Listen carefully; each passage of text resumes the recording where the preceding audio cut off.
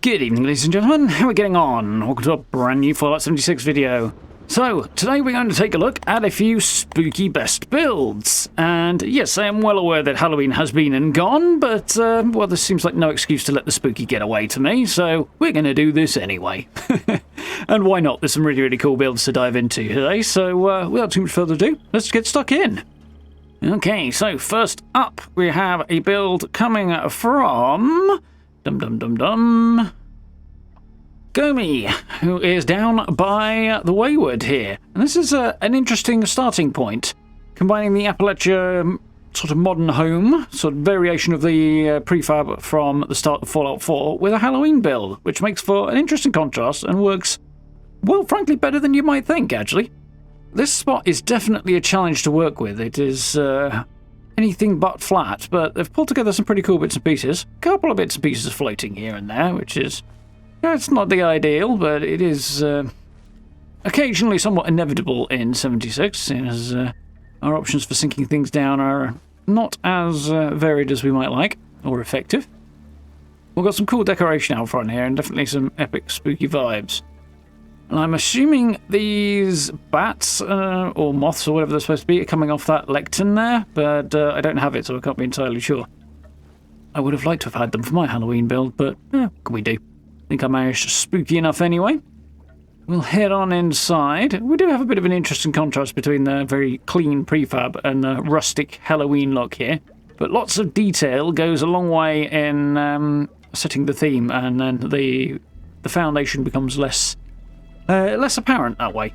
As does all three of the builds today, actually. Are going to feature the Mothman Equinox, I think it is. Lighting scheme, the weather scheme. Or possibly it's the Mire one, I'm not quite sure. Either way, it's dark, gloomy, and spooky, and suits the Halloween vibe, or post-Halloween vibe in our case. But still, works well.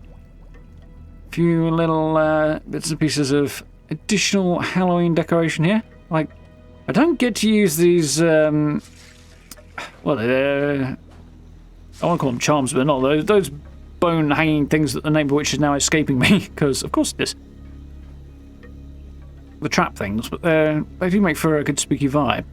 Interesting to see the kitchen in there, different take on that. I'm not sure if this is coming from a player who has not played Fallout 4, or more likely one who has just tried to kind of get away from the impulse to make the place too like Fallout 4. You know, rather than just recreating that house. So, tough to say which is which, but I'm guessing they're trying to get away from the original design. Using the space quite effectively there, tuck the vendor in. I like this bedroom in particular in regards to that spooky Halloween vibe. Don't think I'd want moths and stuff, or bats or whatever they're supposed to be, flying around over my bed. That would be a little bit distracting when you're trying to get some kip. Mind you, the axe sticking out of it's probably not a highlight neither, so... works for the Halloween vibe. Yeah, definitely effective. Lots of spooky, gloomy lighting too. Got some interesting choices for a little gaming room here in what would otherwise be the back bedroom. Definitely gone for some more spooky themed stuff as well, with the Red Devil shooting gallery. Quite fun. Or the Jersey Devil one, rather. Both work, let's be honest. There's some wall decorations here that I really like, and I don't think I have. I wish I did. I'm not sure whether they've come from... just packs I didn't pick up. Seems probably the case on the Atomic Shop, but yeah, some good bits and pieces in here, a couple of which I would like to have. A couple of these corners have got plenty of detail in, plus she's doing quite nicely there, displaying those. I like the rose arch. I'm not sure it's my first choice there, but I do like that thing. It's quite nice. Need more of the rose-related bits and pieces that I've yet to pick up as well. Like that drum kit too. Suits the spooky vibe. Now it looks like they've had a little bit of a challenge trying to put the crafting area out back here, and that's reasonable. The ground is not particularly flat, and collision can be a challenge to work around. I think that's probably the reason for the rugs as well here. I like the candles in a couple of bits and pieces, a couple of spots here, like on the back, the armour bench there.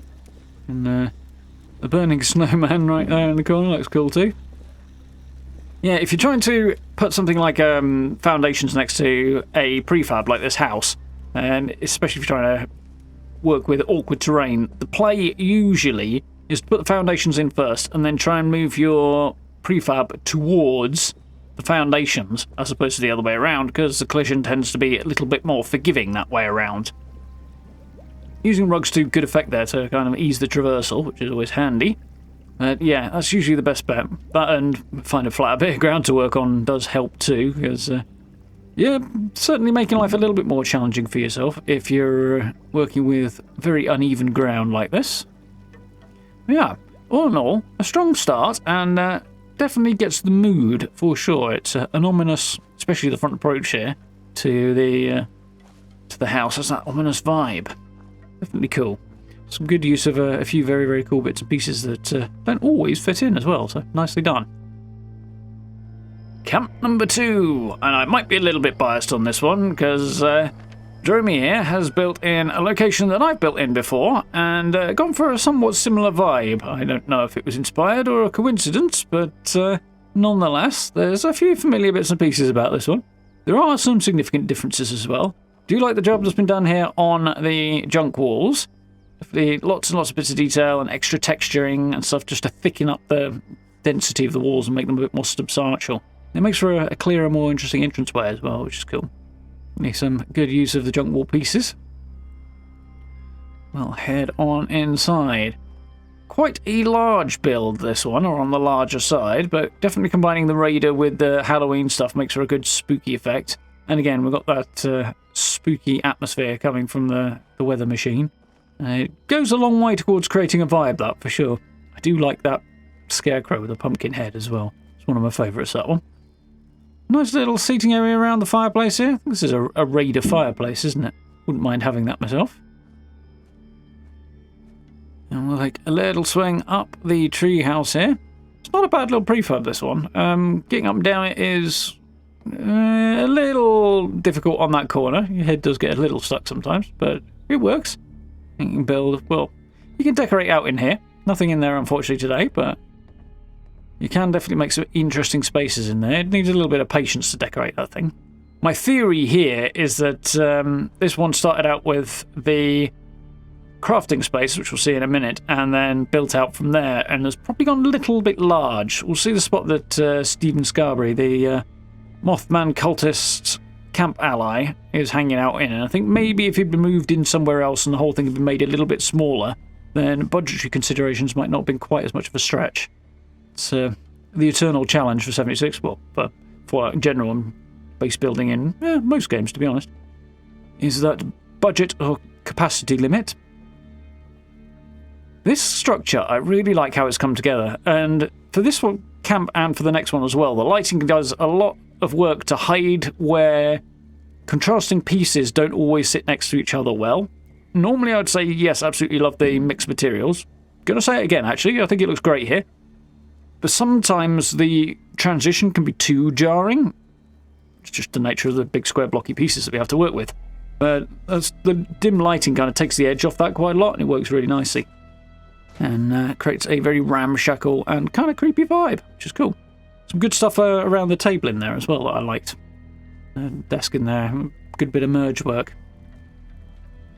Sometimes things like the symptomatic and some of the more big, bold-coloured, relatively speaking, high-tech items can look a little bit out of place in our camps because there's so much contrast with the more improvised feeling bits and pieces. But the low lighting helps with that as well, I find. Now, this is what I was talking about before. Obviously, Stephen there might have been a little better off perhaps placed in one of the other structures, and then you could shrink the whole thing down a little bit and free up some budgetary space, which is often helpful. Probably could have gotten away with doing the same thing with the vendors here, although I do like the way this has come together. The combination of the circus and the Raider vendor there, and a little bits of decor around as well, have created a pretty cool vibe. Using the pavilion pieces here, a lot of P's in that sentence, it works really nicely with the trees as well, because the branches are obviously cutting through, but it makes more sense when the walls you're using, like pavilions and the roofs as well, have big holes in them, because of course the trees can grow through them then, and it works quite well in this case. And the rough kind of semi-rotten wood vibe of it goes well with the spooky effect as well. And the lighting too. Tons of detail here in the crafting space, and with all the branches and the merge work on the shelf at the back there, and also with the alien on the gurney who's merged in there. This definitely creates the most detailed and cool corner of the camp, I think. I like a lot of what's going on here. Just noticed the alien rad dummy at the back there that I haven't spotted before. Lots and lots of bits of detail to keep spotting, which is always fun. But I think the price has been paid for putting so much detail in this bit, in that budget elsewhere is a bit of a challenge. Something we all have to deal with, I guess. But the vibe is very, very cool, and yeah, a little bit biased because I did something somewhat similar here a while back as well. Yeah, really, really cool camp with a pretty epic vibe. And the guard rays and the spooky weather and atmosphere go very, very well in these. Let's head back out through the gate, close her up, and take a look at camp number 3. Here we go. Now, this one is down in the mire, and I do apologise for how dark this one is, but if you have to get up and turn the light off, I recommend it. It's definitely worthwhile. But Wriggleton here, down in the mire with a wooden cottage, has created something that very much deserves the headline spot, I think, for today's video, because this is really cool. Gloomy, but cool. The purple light works really, really well in here. It does have ever so slight blacklight vibes, which are always a bit iffy, let's be honest. But the effect is undeniable, I think. Stephen Scarberry in the new-ish Mothman cultist robes looks really cool there. Got some nice little additions around his ally station as well.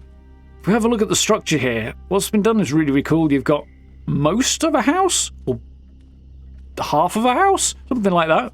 And then big gold gaps in the walls with junk fences shoved in them, and a lot of trees really crammed together around the structure as well, to make it look like the mire is reclaiming a structure that is tumbling down here. And it's really, really effective. This is another really good example of where the lighting kind of hides some of the shortcomings of that. Obviously, there are big gaps, which leaves very square edges, and often can end up with a bit of an unfinished look to something. It's just the tools that we have available, but combined with the lighting and, frankly, a damn well done job here, this is a really cool vibe, I think. Having bits of the trees kind of winding their way in and climbing through the gaps in the house, and sort of providing walls and enclosure to the structure where gaps have been deliberately left, like up there. Works really well. I have to say, though, we'll turn the light on in just a minute on the way out so you can get a look at it in a bit more detail, and it still kind of holds up, actually, which is an impressive feat. Partly because of the gloom beyond, I think, but yeah, really, really cool. This is some out-of-the-box thinking that I really, really like. I'm very, very impressed with this camp. Tons and tons of little details. The structure really does have that reclaimed by the mire vibe. It's spooky. They've got the crypt bed there, which is quite good fun. Got that. I have to find an excuse to use that again at some point, I think. Trees kind of clipping through the foundations here. I'm not sure if some of these have been placed on, or if they're just growing back sort of because they haven't bulldozed. Or I think it's probably a mix of both, actually, but it's come together quite well. So if you keep looking around, you constantly see little bits of detail. We can't really get up the top there too well, but there's a whole bunch of stuff stored there if you need access to it. Kind of just get to the top of the stairs, but again, it really creates this kind of, this building is not long going to be continuing to stand, but it really works so effectively. Really got that right mood. And with the dim lighting, a lot of the clutter pieces work quite well as well. The water boiler goes really well there. I want to know, however, what this is we're looking at here. This kind of wine rack thing? Did I miss it? Did it come from the Atomic Shop? Was it on a season and somehow I didn't pick it up? I don't think so on that last one, but I don't know what it is. So if anybody knows where it came from, this thing here, I would really appreciate the shout in the comments. Yeah, it's cool, that. Got a little bit of an outside garden growing space here, and with the light here, the oil lamp, we can see the trees kind of really push close together to create a back wall to the house there, and it really does create a really cool and unique vibe. Again, I mentioned in the last one about the symptomatic being challenging to fit in a build with the contrast of stuff that looks like it's basically rotting, whereas the symptomatic is anything but, and the low lighting helps with that. Same thing probably applies to the cement mixer truck at the bottom there, which is also forming part of the back wall, and works really well for kind of tumble down, improvised sort of a vibe that looks like it belongs in the environment, which is really, really cool. So swing around, make our way back out, stick a light on when I remember which button it is on the controller. There we go. And we can actually see that it does hold itself together surprisingly well with the illumination, this. Normally that sort of thing would look iffy, but with all of the trees and stuff kind of layering up around the gaps and the sort of dark lighting beyond, it really does have a cohesive result that I'm really, really impressed with. So I wouldn't have thought to do something like this probably in a million years, and it's really, really effective. Abandoned Mindset would be the main building set used here, I think. Yeah, it really looks like it's rotten, being reclaimed by the mire, so thoroughly impressed when I found this one. In fact, I'm still thoroughly impressed with it several days later. Yeah, really, really cool. So, we'll back up a little bit and turn off the light and end with the impression that the builder was going for. And wrap that one there. So there we go. 3 cool Halloween spooky builds that are a little bit late, but still very, very cool. Nice work on the part of everybody who has made their way into the video today, unknowing as it may be, via the best build system. If you like the video, please do consider hitting likes and subs and all that good stuff. Checking it out down below. Social media links, merch, channel memberships, all that good stuff. Really, really appreciated as well. Join us for live streams too if you get the chance. But for now, thank you very much for watching. I look forward to speaking to you all very, very soon.